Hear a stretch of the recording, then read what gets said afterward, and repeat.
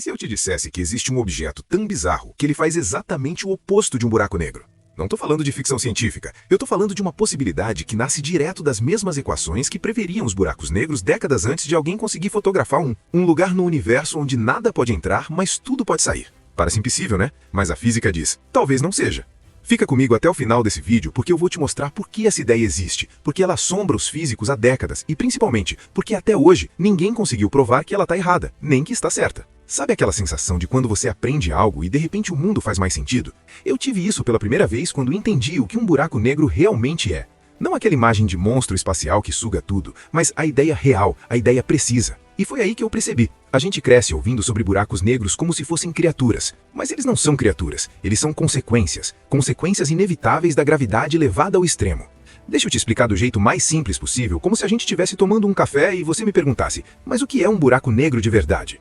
Imagina que você está na Terra e quer lançar algo para o espaço. Você precisa de velocidade, certo? Se você jogar uma pedra para cima, ela volta. Se você jogar mais rápido, ela sobe mais. E se você jogar rápido o suficiente, uns 11 km por segundo, ela escapa da gravidade da Terra e não volta mais. Essa é a chamada velocidade de escape. Agora imagina um objeto tão massivo, tão denso, que a velocidade de escape dele seja maior que a velocidade da luz. Aí você tem um problema, porque nada no universo pode viajar mais rápido que a luz. Então, se nem a luz consegue escapar, nada escapa. Esse é o buraco negro. Não é magia, é geometria. É a curvatura do espaço-tempo levada ao limite. E tem um detalhe que muda tudo. A gente quase nunca vê um buraco negro diretamente. O que a gente vê são as pistas que ele deixa. Matéria caindo nele esquenta tanto que brilha em raios-x. Estrelas ao redor orbitam algo invisível. Jatos de partículas são lançados a velocidades absurdas. E mais recentemente, a gente conseguiu até capturar a sombra de um buraco negro. Aquela imagem icônica de M87, aquele anel de fogo ao redor de um círculo escuro. Aquilo não é o buraco negro em si, é a luz que conseguiu escapar por pouco, curvada pela gravidade extrema ao redor do horizonte de eventos. Então, resumindo, buraco negro é real. A gente tem evidência direta e indireta. A física previu, a matemática descreveu e a observação confirmou. Caso encerrado, certo?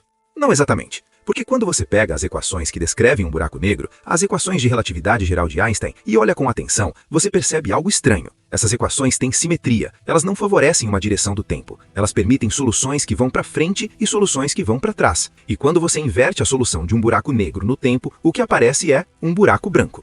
Deixa eu te explicar o que isso significa na prática. Se um buraco negro é uma região do espaço onde você pode entrar, mas não pode sair, um buraco branco seria uma região onde você pode sair, mas não pode entrar. É como se fosse uma fonte, matéria e luz sendo expulsas, e o resto do universo incapaz de atravessar aquela fronteira para dentro. Não importa o quanto você tente, não importa quanta energia você use, a estrutura do espaço-tempo simplesmente não permite a entrada. Agora, eu sei o que você deve estar pensando. Isso parece completamente maluco, e você tem razão, parece, mas aqui está o ponto. A matemática não liga para o que parece maluco, ela só liga para o que é consistente. E buracos brancos são matematicamente consistentes, eles não quebram nenhuma lei fundamental da física, eles aparecem naturalmente quando você resolve as equações de Einstein. Só que tem um problema enorme. Buracos brancos podem ser permitidos pela matemática, mas isso não significa que eles existam no universo real. E a diferença entre possível na teoria e real na prática é gigantesca. Deixa eu te dar um exemplo. Você pode escrever uma equação que descreve um pêndulo balançando para sempre sem perder energia. Matematicamente funciona, mas no mundo real não existe, porque tem atrito, tem resistência do ar, tem imperfeição. O universo real é bagunçado.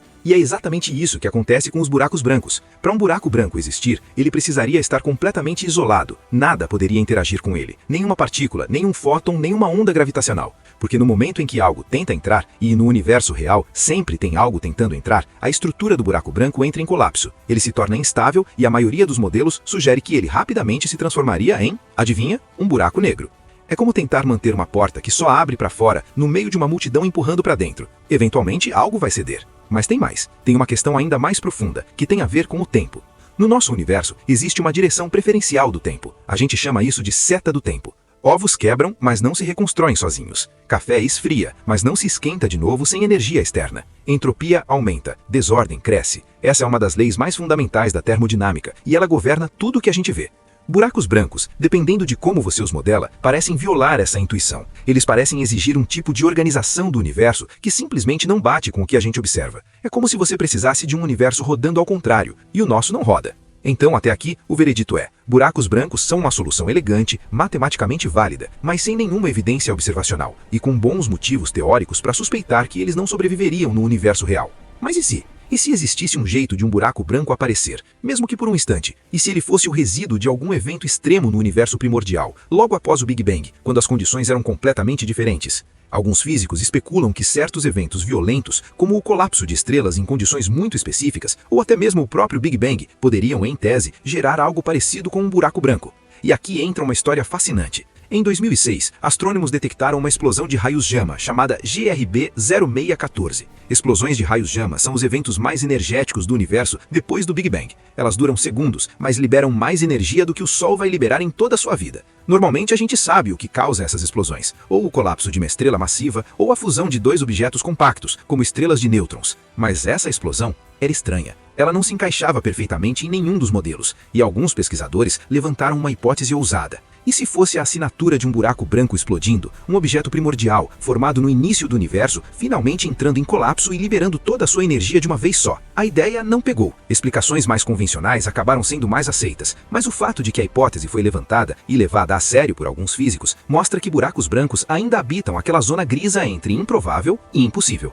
E isso me leva ao ponto mais importante desse vídeo. A ciência não é sobre ter certeza. Ciência é sobre ter evidência. E quando a evidência não existe, a gente fica com modelos, hipóteses, possibilidades. Buracos brancos são exatamente isso, uma possibilidade que a matemática permite, mas que a natureza ainda não confirmou. E pode ser que nunca confirme, ou pode ser que daqui a 10 anos alguém detecte algo tão estranho, tão fora do padrão, que a única explicação restante seja: isso só pode ser um buraco branco. E quando ou se esse dia chegar, você vai estar preparado, porque agora você sabe o que procurar.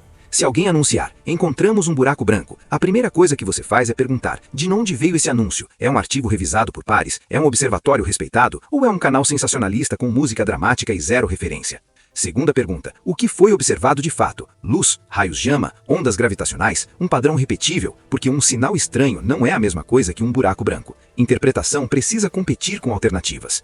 Terceira, existe uma explicação mais simples. O universo já tem uma coleção enorme de fenômenos extremos, quasares, magnetares, quilonovas, jatos relativistas. Antes de chegar em buraco branco, a ciência vai esgotar tudo o que já sabe que existe. E quarta, houve confirmação independente. Ciência forte não vive de um único instrumento. Quando vários observatórios olham e veem algo compatível, aí sim a história muda de patamar. Agora, antes de a gente fechar esse caso, eu quero te dar uma missão simples, que você pode fazer hoje mesmo e que conecta tudo isso ao céu real. Primeiro, sem o app. Se você puder olhar para o céu em um lugar minimamente escuro, tenta identificar uma faixa difusa de estrelas. Pode ser sutil, pode ser difícil em cidade grande, mas ela existe. É a Via Láctea, a nossa galáxia vista de dentro. E no centro dessa faixa, invisível a olho nu, está Sagitários A asterisco, o buraco negro supermassivo no coração da nossa galáxia. Você não vai vê-lo, mas você vai saber onde ele está.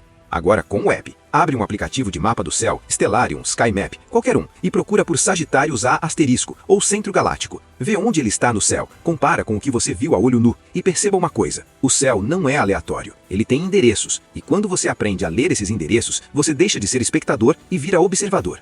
Então, fechando o caso de hoje, buracos negros são reais, eles têm evidência sólida, observação direta e indireta, e uma base teórica impecável. Buracos brancos, por outro lado, são o gêmeo invertido, regiões onde tudo pode sair, mas nada pode entrar. Eles aparecem nas equações, mas não aparecem no céu. Pelo menos não ainda, e pode ser que nunca apareçam. Mas a beleza da ciência está exatamente aí, na fronteira entre o que sabemos e o que ainda não sabemos. E se você chegou até aqui, eu sei que você é exatamente o tipo de pessoa que esse canal foi feito para alcançar. Alguém que não quer respostas rasas. Alguém que quer entender de verdade.